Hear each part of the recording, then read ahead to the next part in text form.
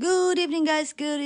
But first of all, maupay nga gabi iyo nga tanan. So ayan guys, pagulpot ko pala galing sa work. Ayan, gagawa tayo ng hapunan. To silog po ang ating menu for today's video. O diba, sa ating for today's video, ayan, nagagayat po tayo ng bawang at saka sibuyas. Then magpa-fry tayo ng sinangag. Butter lang ginamit natin kasi para kunyari healthy pero hindi naman talaga. But anyway, ayun na guys. So bawang muna din sa sibuyas and then na-add natin yung ano dyan, yung rice. Ayan na yung rice guys. Ayan, bagong luto lang, kaluluto lang ni Caitlin. Thank you so much. So ayan, dinagdagan din natin siya ng salt and pepper, then garlic na ground, yung powder na garlic I mean, and then yung tocino natin is on the way, work in progress.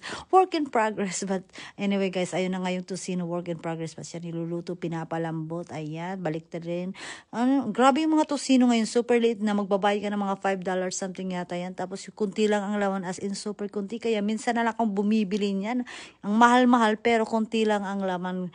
Mas maganda na lang siguro gumawa ka ng sarili mo, bili ka ng pork belly, din gumawa ka ng sarili mo. Ayun, so ayan na si Baba, nag-plating na tayo ng pagkain ni Baba. Ayan na, di ba? Ang cute. Naka-budget yung ating rice ngayon. But anyway, ayan, gagawin naman natin yung kay Caitlin. Medyo marami yung karne niya kasi paborito niya yung tocino. O, di ba? Tapos 2 kamatis. And then, susunod natin yung pagkain naman ni asawa ko. Mas marami yung sa kanya, pero pare-pareho lang budget ng kanin. Isang takal, charot. Ayan, maraming kamatis kasi mahilig naman niya sa kamatis. O, di ba? Tapos, ayan, 2 itlog, salt and pepper. Oh, di ba? Ang ganda, charot.